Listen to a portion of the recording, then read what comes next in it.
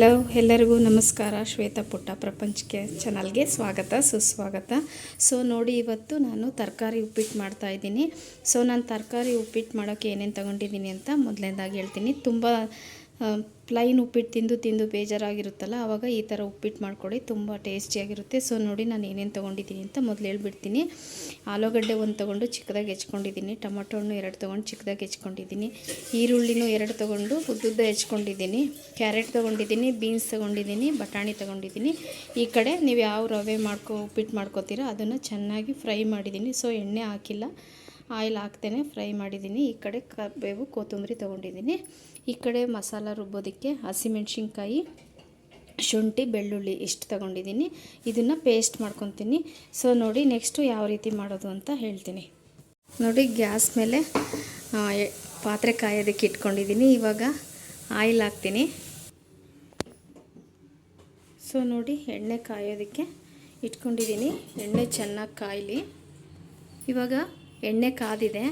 ಇವಾಗ ಸಾಸಿವೆ, ಆಮೇಲೆ ಜೀರಿಗೆ, ಕಡಲೆಬೇಳೆ, ಉದ್ದಿನಬೇಳೆ, ಆಮೇಲೆ ಶೇಂಗಾ ಇವೆಲ್ಲವನ್ನು ಹಾಕ್ಬಿಟ್ಟು ಚೆನ್ನಾಗಿ ಫ್ರೈ ಮಾಡ್ಕೋಬೇಕು. ಇವೆಲ್ಲ ಹಾಕಿದಾಗ ಮಧ್ಯೆ ಮಧ್ಯೆ ಉಪ್ಪಿಟ್ಟಲ್ಲಿ ಸಿಗುತ್ತಲ್ಲ, ಸೊ ಟೇಸ್ಟ್ ತುಂಬ ಚೆನ್ನಾಗಿರುತ್ತೆ. ಇವಾಗ ಇವೆಲ್ಲ ಫ್ರೈ ಆಯ್ತು. ಚಿಕ್ಕ ಊರಿಗೆ ಇಟ್ಕೊಂಡ್ಬಿಟ್ಟು ನಾವು ಅವಾಗಲೇ ರುಬ್ಬೋಕ್ಕೆ ಮಸಾಲೆಗೆ ಇಟ್ಕೊಂಡಿದ್ವಲ್ಲ, ಮೆಣಸಿನ್ಕಾಯಿ, ಶುಂಠಿ, ಬೆಳ್ಳುಳ್ಳಿ ಎಲ್ಲ ಅದನ್ನು ಇದಕ್ಕೆ ಹಾಕಬೇಕು. ಹಾಕಿಬಿಟ್ಟು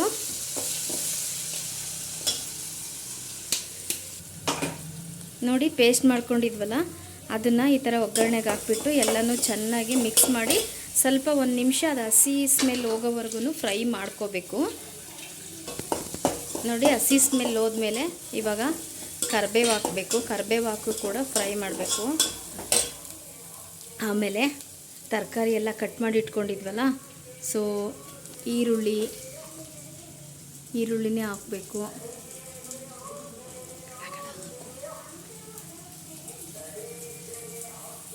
ಈರುಳ್ಳಿನೂ ಹಾಕ್ಬಿಟ್ಟು ಫ್ರೈ ಮಾಡ್ಕೋಬೇಕು ಸ್ವಲ್ಪ. ಈಗ ಆನಿಯನ್ ಹಾಕಿದ ಮೇಲೆ ಟೇಸ್ಟಿಗೆ 1 ಸ್ಪೂನು ತುಪ್ಪ ಹಾಕಿ, 1 ಸ್ಪೂನ್ ಆರ್ 2 ಸ್ಪೂನ್ ಹಾಕಿ. ನಿಮ್ಗೆ ತುಪ್ಪ ಜಾಸ್ತಿ ಆದರೆ ಇಷ್ಟ ಆದರೆ ಜಾಸ್ತಿ ಹಾಕ್ಕೊಳ್ಳಿ. ಇವಾಗ ನೋಡಿ, ಆನಿಯನ್ನು ಫ್ರೈ ಆಗ್ತಾಯಿದೆ. ಈರುಳ್ಳಿ ಫ್ರೈ ಆಗಿತ್ತು. ಸೊ ಇವಾಗ ಬಟಾಣಿ ಹಾಕ್ಕೋಬೇಕು. ಆಮೇಲೆ ಹೆಚ್ಚಿಟ್ಕೊಂಡಿದ್ವಲ್ಲ, ಸೊ ಕ್ಯಾರೆಟು, ಬೀನ್ಸು, ಆಮೇಲೆ ಆಲೂಗಡ್ಡೆ, ಟೊಮಟೊ ಎಲ್ಲನೂ ಹಾಕಬೇಕು. ನೋಡಿ, ಎಷ್ಟು ಕಲರ್ಫುಲ್ಲಾಗಿ ಕಾಣ್ತಾ ಇದೆ ಅಲ್ವಾ? ನೋಡಿ, ಎಲ್ಲಿ ತರಕಾರಿ ಹಾಕ್ಕೊಂಡು ಮಿಕ್ಸ್ ಮಾಡಿಕೊಂಡು 5 ಮಿನಿಟ್ಸು ಚಿಕ್ಕ ಉರಿಲಿ ಇದನ್ನು ಬೇಯಿಸ್ಕೋಬೇಕು. ಈ ಥರ ಎಲ್ಲ ತರಕಾರಿಗಳನ್ನ ಮಿಕ್ಸ್ ಮಾಡಿಕೊಂಡು ಉಪ್ಪಿಟ್ಟು ತಿನ್ನೋದ್ರಿಂದ ಸೊ ಮನೇಲಿ ಎಲ್ಲರಿಗೂ ಇಷ್ಟ ಆಗುತ್ತೆ, ಎಲ್ತಿಗೂ ಚೆನ್ನಾಗಿರುತ್ತೆ, ಎಲ್ತಿಗೂ ತುಂಬ ಬೆನಿಫಿಟ್ ಇದೆ. ಉಪ್ಪಿಟ್ಟು ಯಾರು ತಿನ್ನಲ್ಲ ಅಂತಾರೆ, ಈ ಥರ ಮಾಡಿಕೊಡಿ, ಖಂಡಿತ ತಿಂತಾರೆ. ಸೊ ನೋಡಿ, ಆವಾಗಲೇ ಹಸಿ ಕೊಬ್ಬರಿ ತುರಿದಿಟ್ಕೊಂಡು ಮಿಸ್ ಆಗಿತ್ತು. ಸೊ ನಾನು ತರಕಾರಿ ಬೇಯಕ್ಕೆ ಹಾಕಿದ್ನಲ್ಲ, ಆ ಗ್ಯಾಪಲ್ಲಿ ಹಸಿ ಕೊಬ್ಬರಿ ಕೂಡ ಒಂದು ಪುಟಾಣಿ ಪ್ಲೇಟಲ್ಲಿ ತುರಿದಿಟ್ಕೊಂಡೆ. ಈ ಥರ ನೀವು ಅದನ್ನು ತೊಗೊಳ್ಳಿ. ಈಗ ತರಕಾರಿ ಬೆಂದಿತ್ತಲ್ಲ, ಆವಾಗ ಈ ಹಸಿ ಕೊಬ್ಬರಿನೂ ಅದಕ್ಕೆ ಹಾಕಿ ಎಲ್ಲನೂ ಚೆನ್ನಾಗಿ ಮಿಕ್ಸ್ ಮಾಡಿಕೊಂಡೆ. ಇವಾಗ ನೀರು ಹಾಕ್ಬಿಡೋಣ. ನಾನು ಆವಾಗಲೇ 2 ಲೋಟ ರವೆ ತೊಗೊಂಡಿದ್ದೆ. ಇವಾಗ 4 ಲೋಟ ನೀರು ಹಾಕ್ತೀನಿ. ನೀರು ಹಾಕಿ ಅದು ನೀರು ಚೆನ್ನಾಗಿ ಕುದಿ ಬರಬೇಕು. ಇವಾಗ ಈ ಥರ ಎಲ್ಲ ಮತ್ತೆ ಮಿಕ್ಸ್ ಮಾಡಿಕೊಂಡು ಮತ್ತೆ ಅದನ್ನು ಕುದಿಯೋಕ್ಕೆ ಬಿಟ್ಟಿಡಬೇಕು. ಕುದಿಬೇಕಾದ್ರೆ ಉಪ್ಪು ಹಾಕಬೇಕು. ರುಚಿಗೆ ಎಷ್ಟು ಬೇಕೋ ಅಷ್ಟು ಉಪ್ಪನ್ನ ಹಾಕ್ಬಿಟ್ಟು ಚೆನ್ನಾಗಿ ಕುದಿಸ್ಕೋಬೇಕು. ನೋಡಿ, ಈ ಥರ ನೀರು ಚೆನ್ನಾಗಿ ಕುದಿಬೇಕು, ಅವಾಗೇ ಟೇಸ್ಟ್ ಬರೋದು. ಆವಾಗ ರವೆ ಹಾಕಬೇಕು. ಅಂದರೆ ರವೆ ಹೇಗೆ ಹಾಕಬೇಕಪ್ಪ ಅಂತ ಹೇಳಿದರೆ, ಉರಿನ ಚಿಕ್ಕದಾಗಿ ಇಟ್ಕೊಂಡು ಸ್ವಲ್ಪ ಸ್ವಲ್ಪನೇ ಹಾಕ್ಕೋತಾ ಮಿಕ್ಸ್ ಮಾಡ್ಕೊತ ಹಾಕಬೇಕು. ಸ್ವಲ್ಪನೇ ಹಾಕ್ಕೊಂಡು ಈ ಥರ ಮಿಕ್ಸ್ ಮಾಡ್ಕೋಬೇಕು.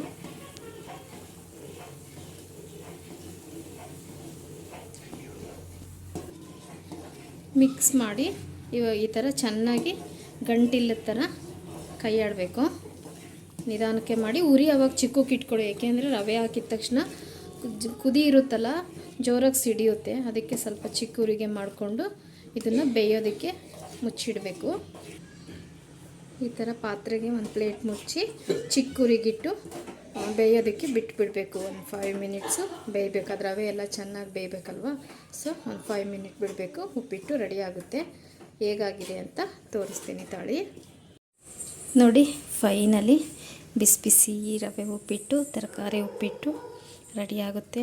ಸೂಪರ್ ಟೇಸ್ಟ್ ಇರುತ್ತೆ. ಸೊ ಹೇಗೆ ಅನಿಸ್ತು ಇದು ನಂದು ಇವತ್ತಿನ ರೆಸಿಪಿ ಅಂತ ದಯವಿಟ್ಟು ಕಮೆಂಟ್ ಮಾಡಿ. ನನ್ನ ಚಾನಲ್ಗೆ ಸಬ್ಸ್ಕ್ರೈಬ್ ಆಗಿಲ್ಲ ಅಂದರೆ ದಯವಿಟ್ಟು ಸಬ್ಸ್ಕ್ರೈಬ್ ಆಗಿ. ಇನ್ನೊಂದು ರೆಸಿಪಿ ಇನ್ನೊಂದು ವಿಚಾರದೊಂದಿಗೆ ನೆಕ್ಸ್ಟ್ ಇನ್ನೊಂದು ವಿಡಿಯೋದಲ್ಲಿ ಸಿಗ್ತೀನಿ. ಓಕೆ, ಬಾಯ್.